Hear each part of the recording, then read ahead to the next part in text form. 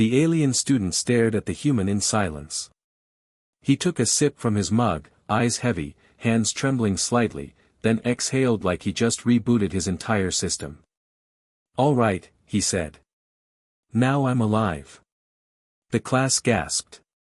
Professor Tilvar whispered, "He consumes rocket fuel, and survives." It was the intergalactic cultural exchange semester, and species from 100 systems gathered to observe primitive lifeforms. Humans, fresh to the galactic stage, had been labeled Deathworlders, creatures from a high-risk, hostile planet. Most aliens expected barbarism. Instead, they got Jackson Miller, a sleepy engineer with a travel mug that said "Fuel first, talk later." Jackson wasn't dangerous at first glance. He was slouched, scruffy, wearing socks with cartoon dinosaurs. But every morning, he entered the lecture hall clutching his drink like it held the meaning of life. "Don't talk to me before coffee," he muttered once, and that line was logged into the database as a cultural warning. Another student wrote, "Humans require a dangerous stimulant each sunrise to activate consciousness." The coffee intrigued them. Its molecular structure was aggressive, acidic, hot, loaded with caffeine. To most aliens, it would be considered a biohazard. To humans, it was comfort. "Is it a medicine?" asked a soft-spined Glarnaxian. "No," Jackson said, sipping again. "It's love in a cup." This caused a near panic in class. One student fainted.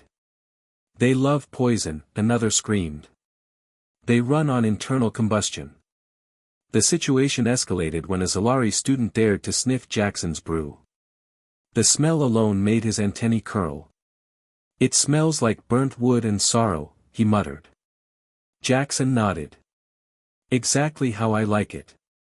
Professor Tilvar, eager to understand, asked to witness the brewing process. Jackson agreed, leading the class to the campus kitchen. He pulled out a battered metal machine, a bag of ground beans, and a jug of water. As the device hissed and bubbled, the class backed away. "It screams," one student said. "It's angry," another added. Jackson just grinned. "That's how you know it's working." The machine emitted steam like a starship reactor. "This is a ritual of power," whispered the professor. When he finally poured the dark liquid into his mug, every eye followed his hand. "Do you ingest it every day?" Tilvar asked. "At least 3 times a day," Jackson replied. "More if there's math involved." He took a long sip. The class froze. A Zarn student whispered, "He drinks it hot." Boiling hot. A ripple of respect, then fear, filled the room. Word spread quickly. The Deathworlders' fuel was being studied in xenobiology labs. Some tried it, carefully. One alien dipped a spoon and immediately passed out. Another took a molecule and had vivid hallucinations. "I saw his dreams," the student said. It was just more coffee. Things reached a climax when the station's reactor malfunctioned. Panic erupted. Systems failed. Lights dimmed. Jackson wandered in, half asleep, sipping from his thermos. "Need a hand?" he asked. Engineers protested, "Too dangerous, too unstable." Jackson looked at the schematics, took another sip, and began fixing it. "Shouldn't we wait for an expert?" someone asked. Jackson, still sipping, said, "I've had 3 coffees. I am the expert now."